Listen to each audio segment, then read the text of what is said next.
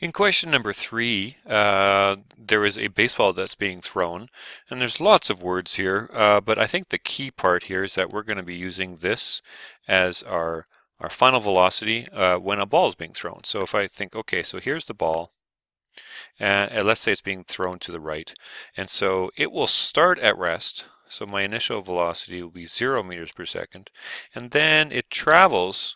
The pitcher moves, accelerates it through a distance of 1.5 meters. So over here, here I can show that this is a change in position of 1.5 meters.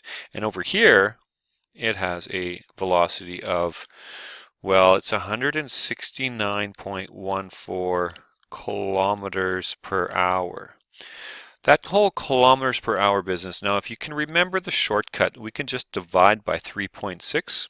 Let me just remind you why that works. So if I say I want to convert kilometers into meters, I can remember, hey, there's 1,000 meters in a kilometer, and I want to change my hours here into seconds. And so I got to put an hour up there so they cancel, and 1 hour is the same thing as 3,600 seconds. Really, this whole business here is the same thing as timesing by 1 over 3.6.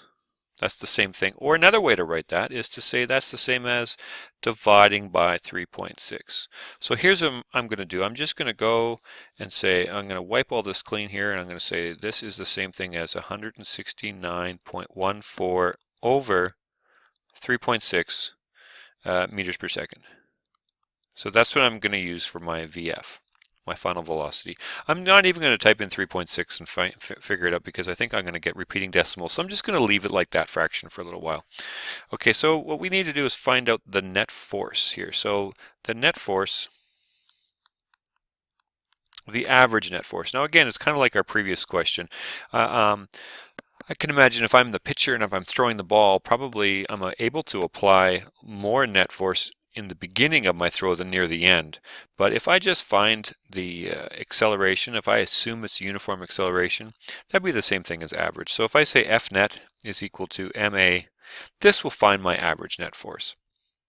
I will use the mass of the ball as, what was it, 0.15 kilograms, and then I got to multiply by whatever my acceleration is. So I'm going to have to figure out this acceleration. So sounds like a kinematics problem. So well, what do I have so far? I've got my VI, I've got my VF, and I got my delta X, and I want to find out my A. So which formula has VI, VF, delta X, and A in it? So that means it doesn't have delta T. So if you have that list of kinematics here handy, and don't worry, you don't have to memorize them, the one that doesn't have delta T in it is VF squared is equal to VI squared plus 2A delta X.